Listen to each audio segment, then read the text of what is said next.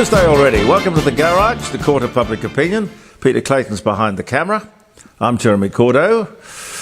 Don't forget live streaming and your calls on Friday. I look forward to that.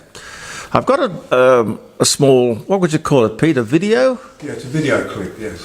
A video clip to show you, which I found quite enlightening about the voice.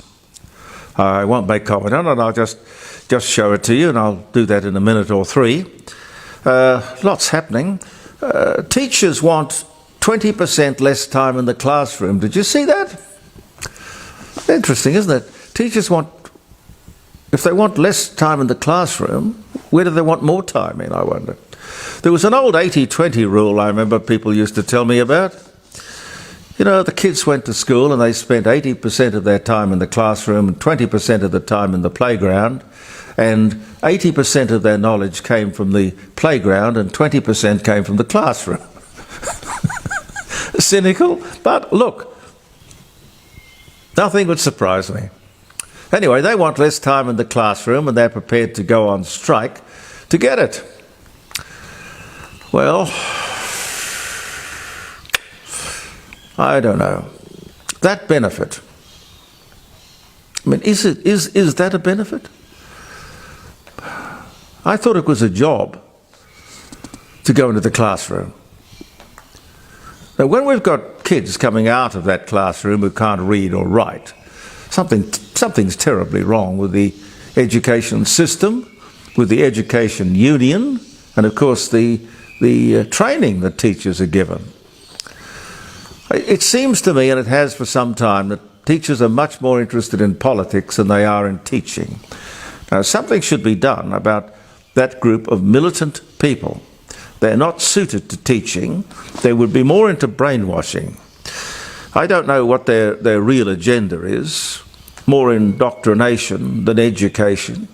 But we should keep an eye on it because the education union is a very, very powerful, very influential union.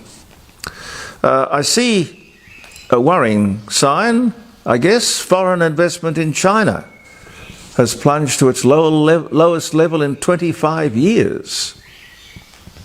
Don't know what's behind that.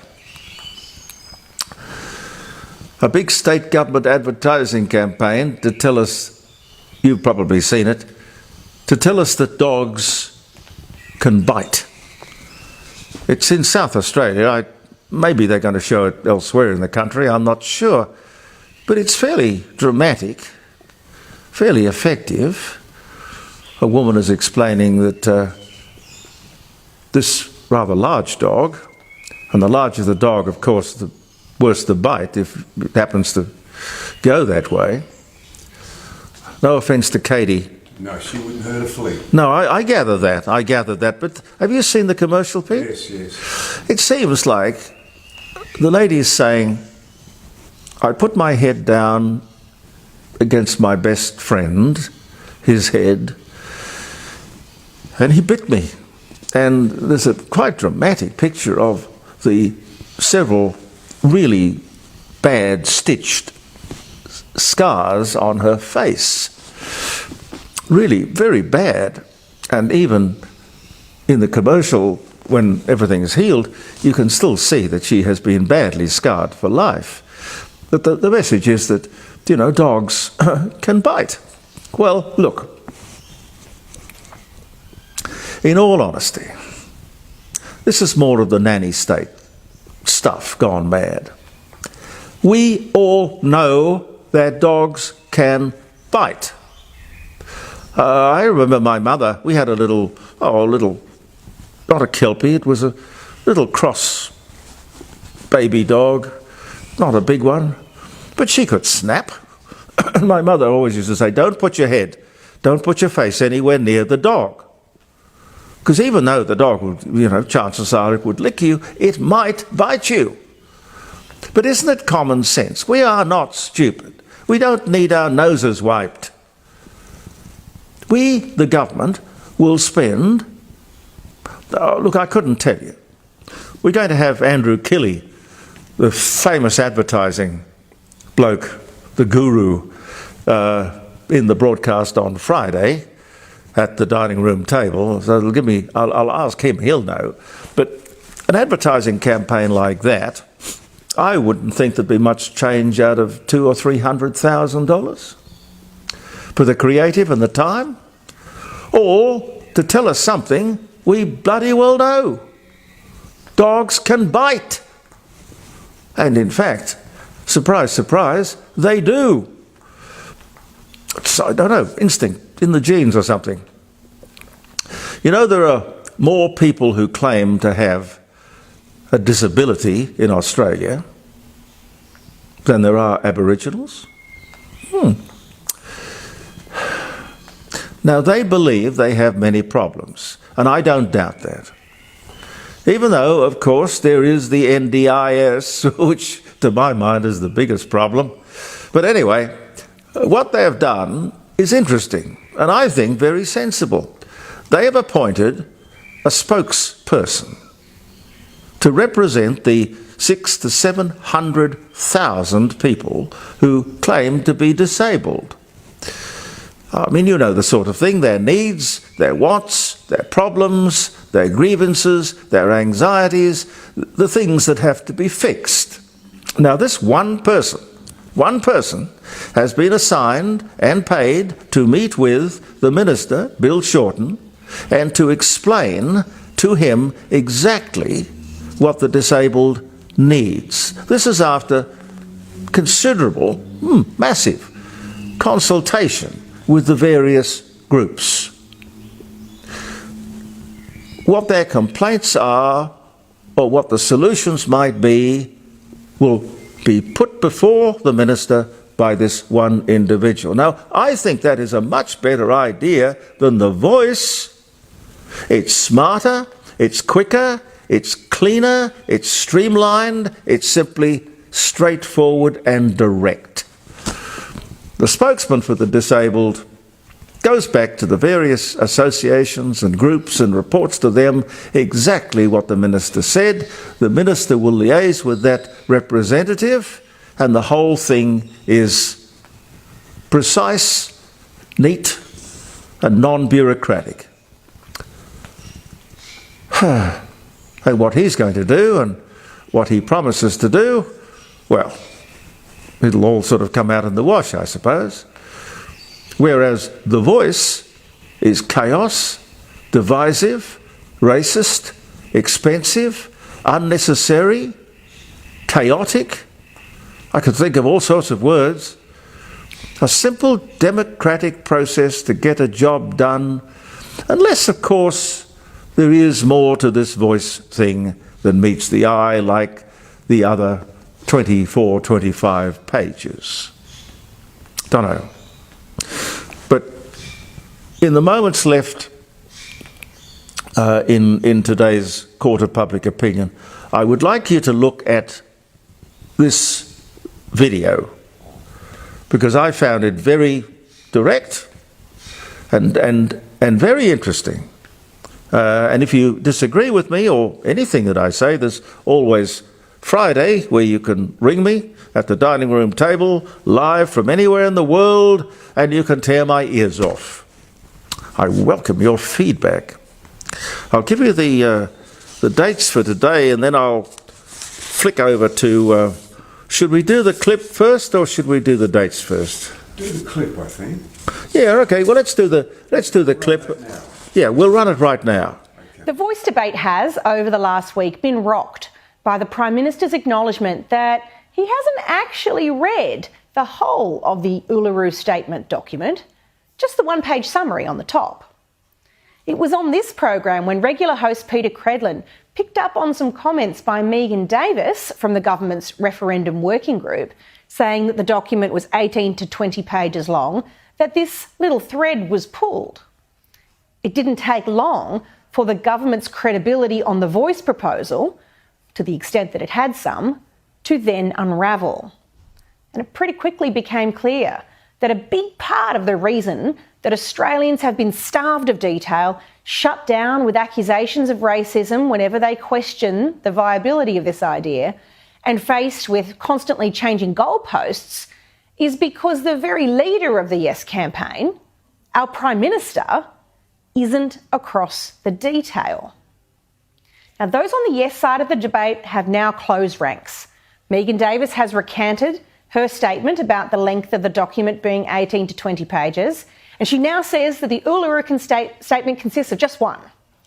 And the ABC RMIT University so-called fact-check unit, hardly an impartial group without an agenda of their own, have decided to label coverage around this false information based on nothing more than the contrary assertion of those commentators on the political left.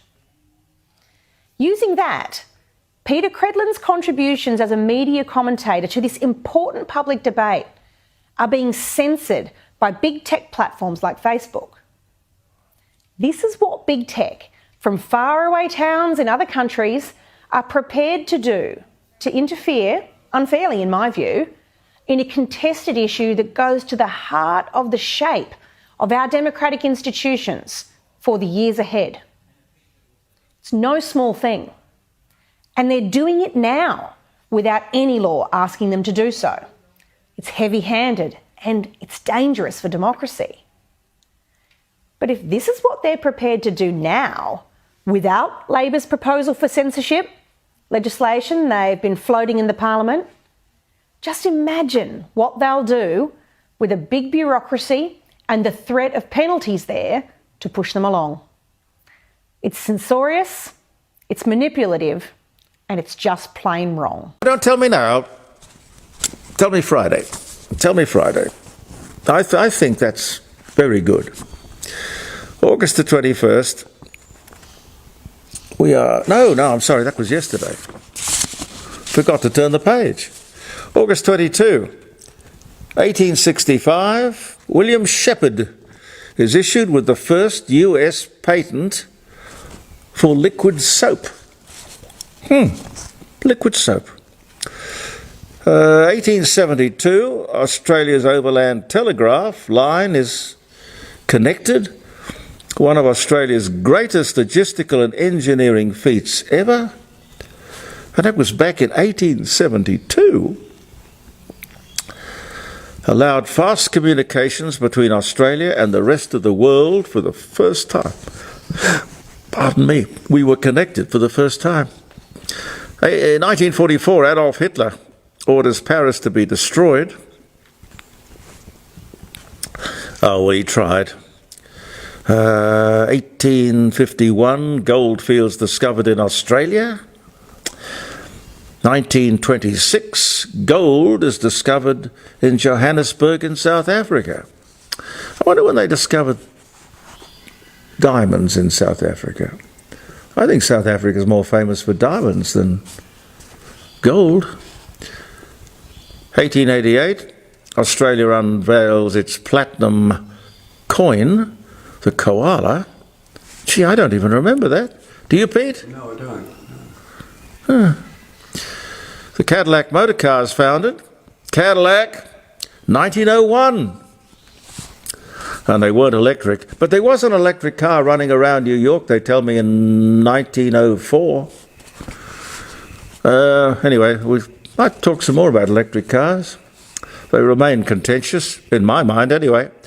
1965, Ellen Church, American first female airline steward. Ellen Church, United Flight in 1930, from San Francisco to Cheyenne. Ellen Church, America's first female airline stewardess. She dies in a horse riding accident at the age of 60 on this day in 1965.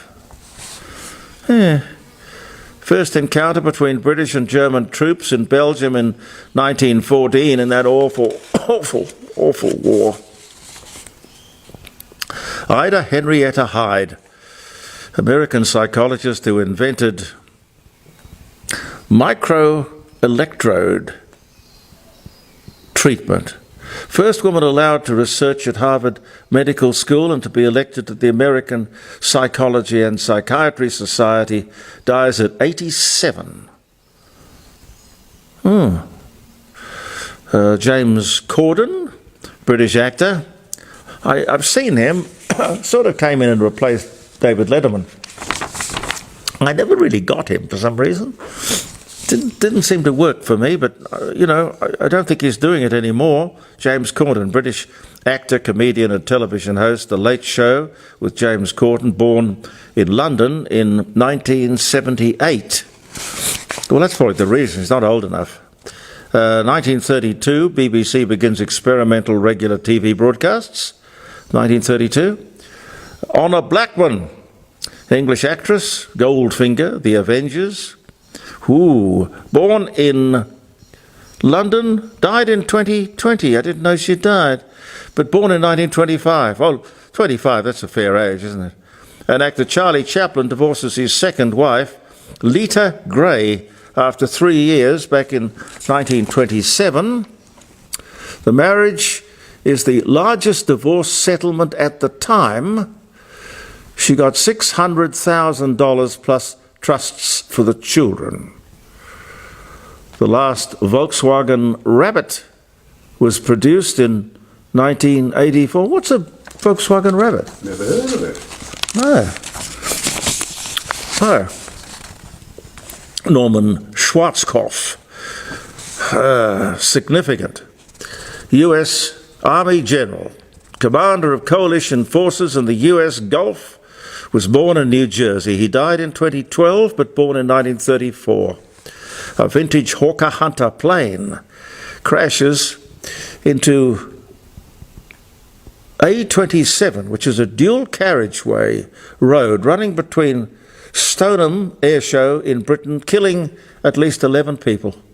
The Hawker Hunter aeroplane, I got a picture of that aeroplane somewhere. Early jet plane, but a very pretty looking aircraft. Anyway, it was 2015 and it was a vintage Hawker Hunter that went down.